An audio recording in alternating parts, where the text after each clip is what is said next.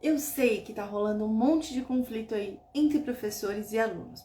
E é por isso que hoje a gente resolveu fazer essa live para te ajudar, coordenadora, a ter segurança para lidar com esses conflitos, né? Quem tá chegando aí, boa noite, galera. Me falem se meu som tá certinho, está tudo certo pra gente ir começando. A grande questão dos conflitos entre alunos e professores é que a coordenação tem que estar muito segura de qual é o papel dela e como que ela tem que fazer. E claro, gente, que conflitos fazem parte da relação humana. Não existe qualquer relação, mesmo a melhor que seja, que não existam conflitos. Entretanto, quando a gente fala de professores e de alunos, é preciso que tenha um intermediador, porque às vezes pode acontecer algumas coisas que passam um pouco do ponto e acabam atrapalhando o seu próprio trabalho, coordenação. E a grande questão toda aqui é que quando você não faz o seu papel como coordenadora de intermediar esses conflitos, e a gente vai falar sobre essa questão de intermediar, que até comentaram comigo um dia no direct, mas é muito uma questão de perceber as relações.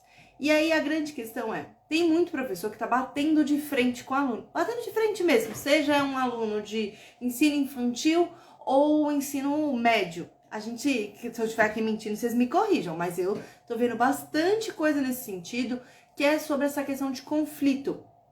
E aí, a coordenação, ela meio que fica na corda bamba. Pra onde que eu vou? As meninas me falam que eu tenho que ajudar os professores, mas eu tenho que olhar os alunos. Então, hoje a gente vai desmistificar tudo isso para que isso também não acabe atrapalhando o seu trabalho. Porque que acontece muitas vezes?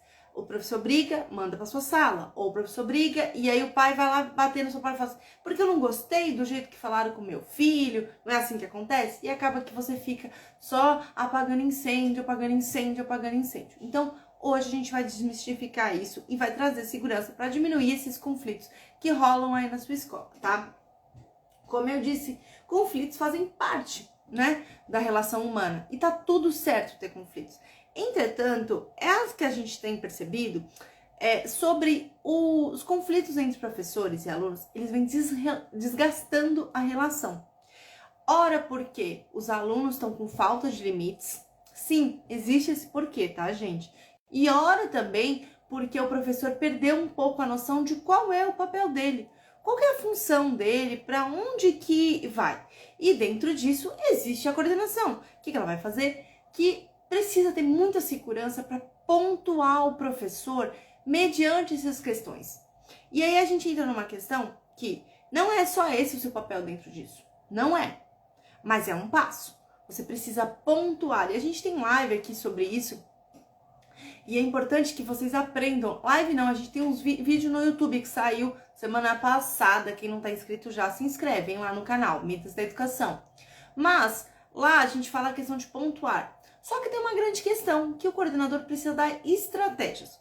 Só que antes de pensar nisso, Carol, você vai falar disso? Claro, gente. Vocês acham que eu não vou ajudar vocês? Claro que eu sempre dou um treco-treco com umas coisinhas pra vocês. Umas dicas práticas mesmo, que essa é a missão aqui, tá? Dicas práticas. O grande norte aqui é que a gente precisa focar no professor. Carol, mas e os alunos? Respira, a gente já vai lidar com eles. Entretanto, o seu foco tem que ser no professor. Por quê? Porque o professor é o adulto, que é um dos pontos. Então, você precisa focar nele. E ele é que está dentro da primeira parte, que está dentro do seu guarda-chuva. Dentro do seu guarda-chuva tem os pais, os professores e os alunos. Mas a primeira camada desse guarda-chuva são os professores. E é aí que você vai pegar, tá? Quando eu vou falar isso com o meu professor, o que eu vou... Deixa eu arrumar minha cadeira, que eu tô sentindo ela tá meio caidinha, eu não gosto dela assim. Enquanto vocês vão entrando e vão colocando perguntas, eu não estou achando. Não achei, gente. Achei. Vamos lá. Isso, ó, bem melhor. Ó, como tá melhor? Vamos lá. A grande norte aqui dessa questão toda dos professores é o seguinte. A gente precisa mostrar ao professor duas coisas muito importantes. Qual é o papel dele como educador? Porque tem uma questão, a gente precisa pensar nisso. Qual que é o papel do professor? O que de fato o professor tem que fazer diante dessa situação? Que estão rolando, desafiadoras, de questões todas que estão vindo de pais, de alunos. Mas qual que é o papel dele como professor? Como educador? tem que ser lembrado. Sim, eles precisam ser lembrados. Carol, pelo amor de Deus, ele fez pedagogia. Claro que ele sabe. Não, não sabe. E é essa a grande sacada que a gente precisa ter. A gente precisa mostrar para ele qual é o papel dele como educador. Um outro papel, não um papel, mas um outro ponto muito importante, ele é o adulto. Eu tô falando de conflitos entre professores e alunos. Alunos, às vezes, de 5, de 12, de 14, de 17. E precisa se lembrar, infelizmente, ao professor, que ele é o adulto da relação. E que ele precisa ter mais foco e mais inteligência emocional para lidar com tudo isso. É ou não é?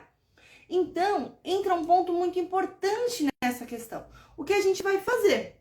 Só que, o que a gente vai pensar como professor? Qual que é o papel dele diante nesse novo contexto que a gente está vivendo? Que aqui a gente vai chamar de nova fase da educação. Porque é isso, gente. A gente está vivendo uma nova fase. Me corrijam se eu estiver errado. Aqui ontem a gente fez até nos stories perguntando se vocês realmente concordaram que sim, nós estamos numa nova fase. Uma fase pós-pandemia. Uma fase desafiadora. Esse primeiro mês não foi fácil.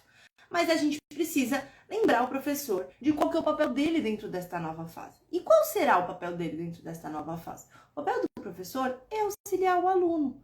É desenvolver esse aluno. Pensando que ele passou 2 anos para trás sem nenhum norte quase. Sem limite, sem noção de espaço, de tempo, de socialização, de convívio com os outros, além do pai e da mãe. Então é preciso que o professor entenda esse papel dele. E como a gente precisa fazer isso com os professores, tá? É importante, e aí eu acho muito válido aqui a gente pensar o seguinte. O professor, por mais desafiador que seja, gente, e a gente como educadores, né? Eu como psicóloga, vocês como coordenadores, sabem que o negócio não tá fácil. O mar não está para peixe, né? Mas, entretanto, qual é o papel dele? Independente do desafio, do aluno, do pai, do papagaio, do cachorro, do mundo, o papel do professor neste momento é acolher, acompanhar e desenvolver este aluno. E eu sei que às vezes pode parecer pro professor e falar assim, você tá me zoando, né? Sério, você tá falando que eu tenho que fazer isso, mas ele não quer aprender, o pai não quer, não importa. Porque nós, como educadores, temos que fazer nossa parte. Veja que eu já tô passando para vocês como vocês pontuam um pouco o professor nesse sentido, mas a gente vai afunilando um pouco mais. Eu sei que tá desafiador porque envolve a questão emocional. Porque os professores também estão desgastados emocionalmente. Eu até tenho percebido, até comentei isso lá na escola. Falei o seguinte, parece que esse bimestre, parece que valeu pro ano inteiro, passado inteiro. Parece que o desgaste, parece que todo mundo colocou tanta expectativa em cima de, meu Deus, vamos voltar, que acabaram de esquecer que na hora que voltou, não voltou do mesmo jeito. A expectativa era, meu Deus, vamos retornar ao presencial, vai ser lindo, igual era 2 anos atrás. E não foi bem assim que a banda tocou. E isso foi desgastando o professor. E ele não tem a estratégia para fazer isso acontecer de fato. Não tem, gente, ele não tem. A gente viu muito ontem lá nos stories, perguntas falando sobre a questão de... Eu não gosto de falar preguiça, tá? Não gosto de citar isso nem para criança nem para adulto, tá? Mas, entretanto, todavia, eu acho válido a gente pensar na zona de conforto. E antes da gente falar isso, esqueci até de pedir para vocês. Vocês estão gostando daqui? Vocês estão dando aquele like aqui? Coloca o like aqui. E tá vendo que aqui do lado, ó, tem um aviãozinho? Compartilha essa live com outras pessoas, outros coordenadores, para que a gente também consiga saber onde que a gente tem que mexer nesses conflitos. Porque eu sei que estão rolando, gente. Eu sei, eu vejo lá na escola, os alunos peitando, sabe? E de fato, não tô mentindo, não é essa a palavra mesmo. Peitando o professor, desafiando, falando. E o professor, ele tem que manter uma calma muito grande. Que, com consequência também da pandemia, ele não tem conseguido. Ele não sabe qual estratégia utilizar, porque as estratégias que funcionavam antes não funcionam agora. Entende? E aí, o papel do professor, do coordenador nesse sentido, é de segurança para ajudar, certo? Precisamos ter essa segurança para ajudar o professor. Só que a grande sacada aqui é, qual que é essa ajuda, Carol? E aí uma pessoa lá acho que foi no direct, me falou assim, mas eu não vou ficar Vocês falam, não, foi num post, isso, lembrei. Foi num post sobre papéis que a gente fez e falou assim, mas não é o coordenador tem que ficar resolvendo o conflito? Não, não é resolver o conflito que está ocorrendo, mas é intermediar. Intermediar, então, lembrar o professor do papel dele, colocar o aluno e mostrar ele o papel dele também, porque o aluno tem um papel, uma obrigação dentro da escola. E ele não pode sair desfazendo, desafiando todo mundo. Não é tomar a frente, mas é achar maneiras de acompanhar e dar estratégias para esse professor. Aí entra uma grande questão. Carol, não faço ideia de como fazer isso. Não sei, Carol, não sei o que fazer, como que, né, o que faz. Me fala aqui se eu tô indo muito fora do prumo ou se tá fazendo sentido. Coloquem aqui, falo, Carol, aqui também tá assim, é isso mesmo, enquanto eu bebo uma água.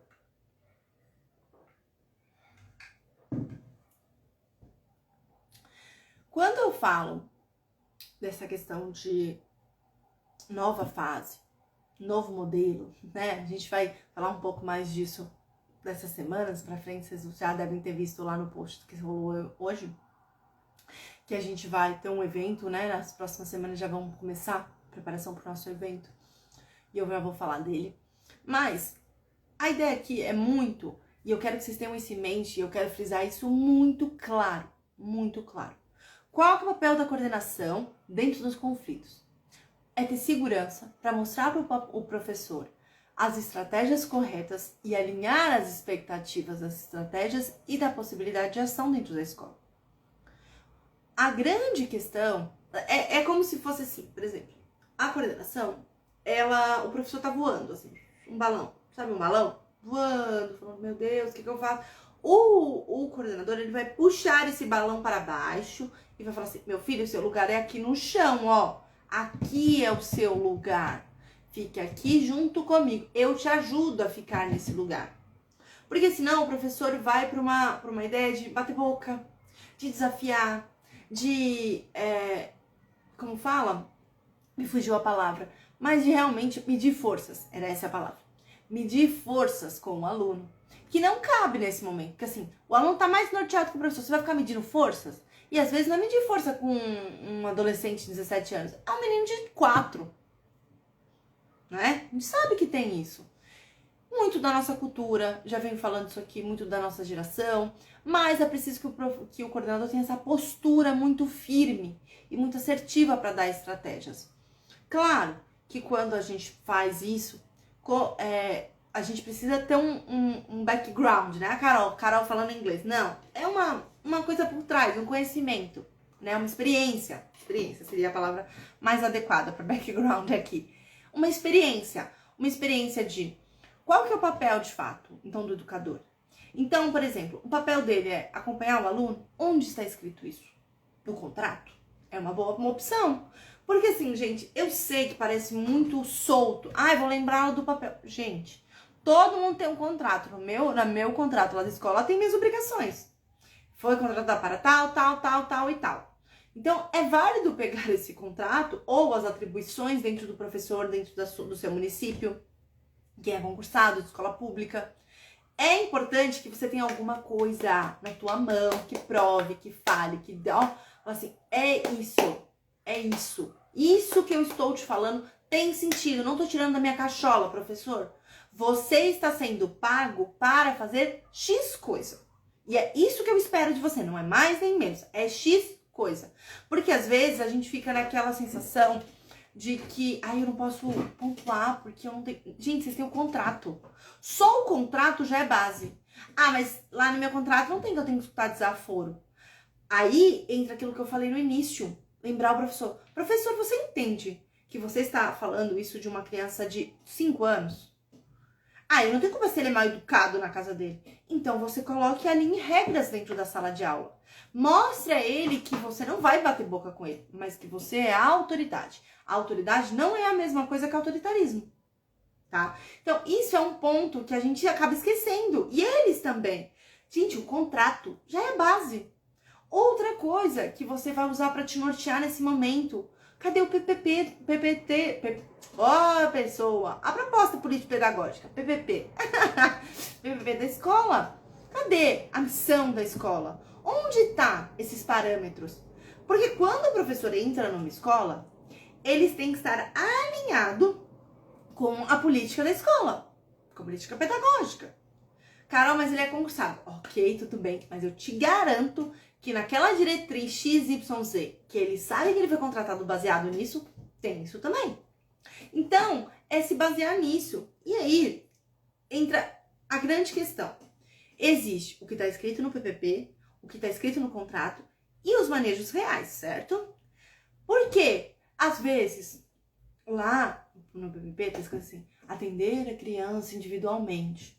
Só que assim, não existe recurso humano para isso. Show. Então, olha eu fico alvoroçada quando eu falo essas coisas. Até fico calor. Então, a gente precisa lembrar muito pontualmente e muito categoricamente que a gente precisa adequar isso à realidade. Mas, primeiro, eu preciso puxar o balão de volta. Eu preciso olhar para ele e falar assim, meu filho, aqui ó, você tem um contrato, você tem que fazer jus ao que estão te pagando. Seja ele público ou particular, gente. Estão pagando um salário para ele fazer o trabalho dele, correto? Então, a gente vai ter que se ater com o trabalho dele. Qual que é o trabalho dele? É acompanhar e desenvolver o aluno. Lá tem especificando assim, independente da idade, independente do menino ser chato, independente do menino dar trabalho. Então tem. Isso é um viés. Mas lá tem que ele precisa garantir que todos os alunos têm os mesmos direitos. Vai garantir todos? Claro que não, gente. A gente não vive numa utopia aqui. Eu não tô falando de um sonho imaculado, maravilhoso, em que todo mundo consegue. Não. Mas estou falando que o coordenador precisa ter muito firme e saber pontuar isso pro professor. E aqui a gente gosta de dar estratégias. E eu sei que às vezes vocês nunca nem pegaram no PPP da escola. Vocês nunca nem olharam a missão da escola de vocês. Ou já revisitaram isso antes da pandemia. Então, acho que vale dar uma revisitada nisso antes de fazer. Um outro ponto muito bom é, então, fazer isso e dar estratégias reais. O que são estratégias reais, Carol? Gente, são estratégias realmente aplicáveis. Eu posso virar para vocês e falar assim, galera, vamos fazer o seguinte. Vamos criar uma rotina de yoga, meditação, todos os alunos. Posso criar sonhar, todo mundo pode, todo mundo sonha. Isso é possível sempre. Só que aqui eu sou muito pautada no que é possível. Eu já trabalhei em escola grande, já trabalhei em escola pequena, já atuei em escola pública quando era estagiária. E, gente, eu sei que tem coisa que a gente fala que às vezes não se encaixa perfeitamente, não cai, como o Malu fala assim, ai, os meninos estão fazendo. Mas adeque as ideias que a gente traz aqui, o modelo, adeque. Alinhe de fato com o que é esperado, com o que você consegue. Tá tudo bem. Mas eu quero que vocês pensem o que é real, tá? O que é real. Porque não adianta você ver um projeto na internet, e isso é um ponto muito importante. Por que a gente não passa esses modelos? Ah, eu vou te dar um modelo de projeto. Não. Porque cada escola é uma escola. E eu e a Marcela estamos muito cientes disso. E aqui eu tô falando de verdade com vocês. Não tô fazendo graça, não. Não existe isso de pegar um projeto da escola linda, maravilhosa dos Estados Unidos, ou lá do Paraíba, ou do São Paulo, e encaixar perfeitamente. Não é assim que funciona a vida, galera. Não é assim. Pegue coisas reais. E claro, por exemplo, coisas reais. Vou dar um exemplo de fato para vocês de coisas reais que vocês podem fazer. Mudar o aluno de sala é uma coisa real?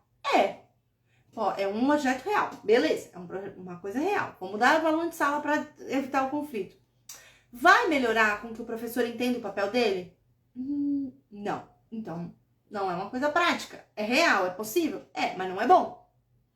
Tá vendo como cada coisa a gente precisa alinhar? Eu preciso pensar, primeiro, como eu disse, o guarda-chuva no início.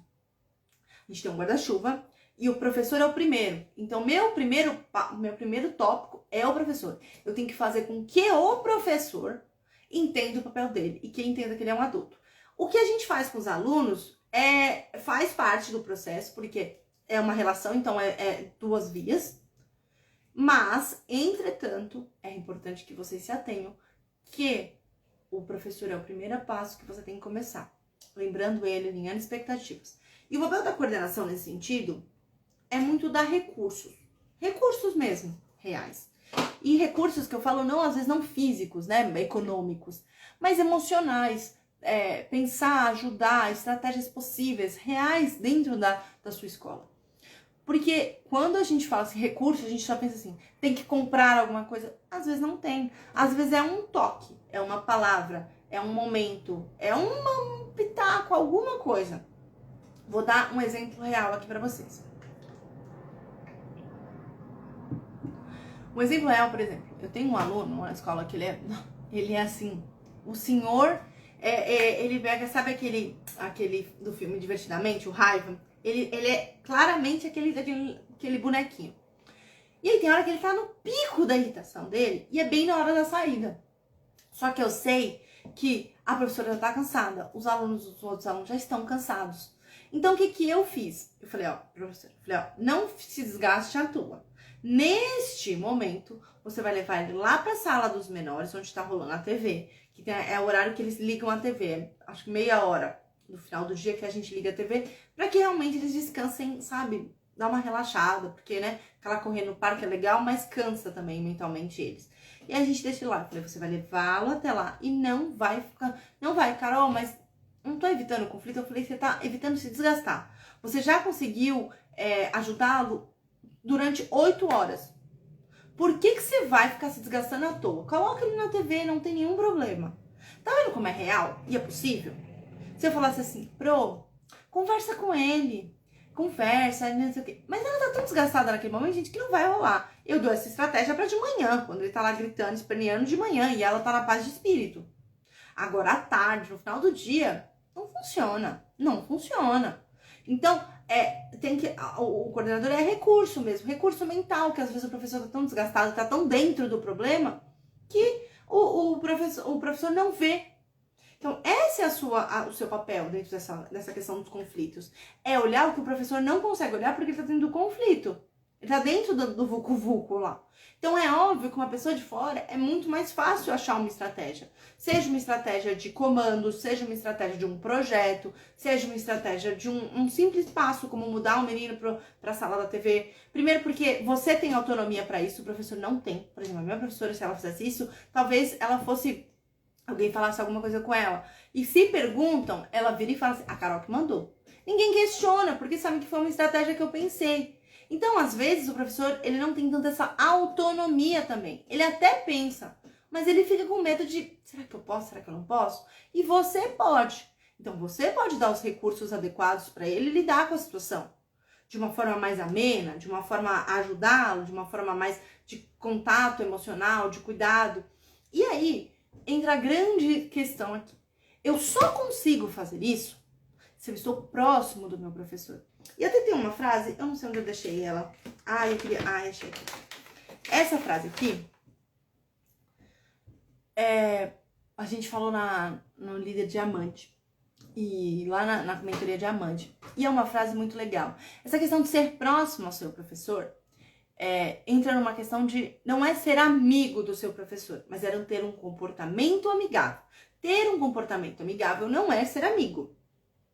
Ter um comportamento amigável é se colocar próximo e à disposição para ajudar seu professor, tá? Então isso é um ponto importante. Como que eu faço isso no dia a dia? Reuniões semanais de discussão dos temas, das dificuldades. Assistir a aula. Sim, assistir a aula. Porque eu só consigo ajudar aquilo que eu consigo ver.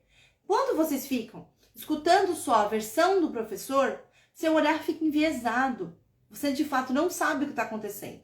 Uma coisa é eu te falar o que está acontecendo. Outra coisa muito diferente é você ver com seus olhos e interpretar da sua maneira como coordenador, olhando o todo, o olhar de fora.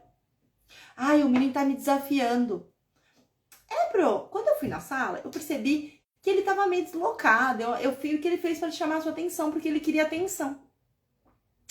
E aí? Se você não tivesse ido assistir a aula, você não conseguiria.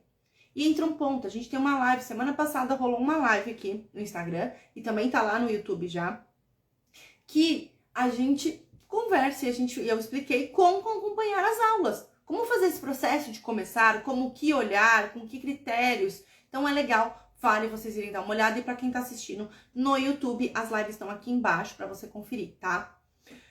E aí entra a questão de, Carol, tá, você tá falando. Só que eu não sei o que fazer. De verdade, Carol. Eu sei que meu papel é esse, eu consigo fazer, mas o que são essas estratégias? E aí tem uma live que também rolou, que eu fiz sobre indisciplina. Mas, Carol, indisciplina? Mas você não tá falando de conflito? E entendam que pro professor de vocês, a indisciplina ela é a causa de tudo isso. E não a postura dele diante dessa indisciplina. No pro professor, é a culpa do aluno. E tudo bem. Não é tudo bem, mas é que todo ser humano, ele tende a colocar a culpa no outro. É natural do ser humano. É natural. Só que, como coordenação, você vai ter que puxar ele e falar assim, galera, o gato, né? Gato, ó, deixa eu te falar uma coisa. Isso aqui é um sintoma, mas você tá causando isso também, por causa disso, disso e disso. E lá na live, eu pontuei, vocês ensinei, não tem como eu ficar explicando aqui, porque a gente tem uma live só pra isso. Também tá lá no YouTube essa live, e eu vou deixar linkado aqui pra quem tá no YouTube assistindo.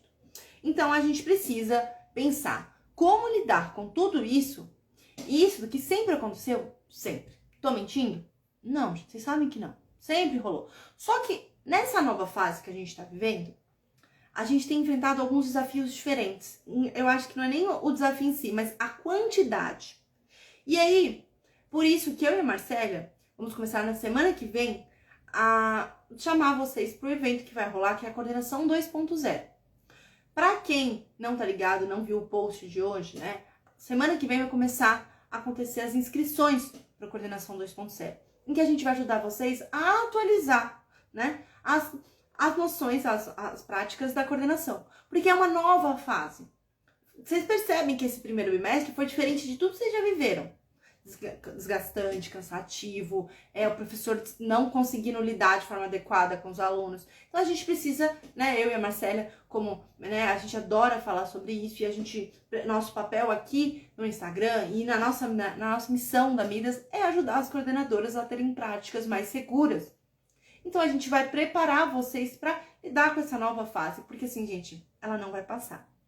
Ela pode amenizar, mas passar. Foi um marco muito grande a pandemia. A pandemia ela vai trazer reflexo para mais 5, 6 anos, 10 anos, para lá, kids. É um marco da geração.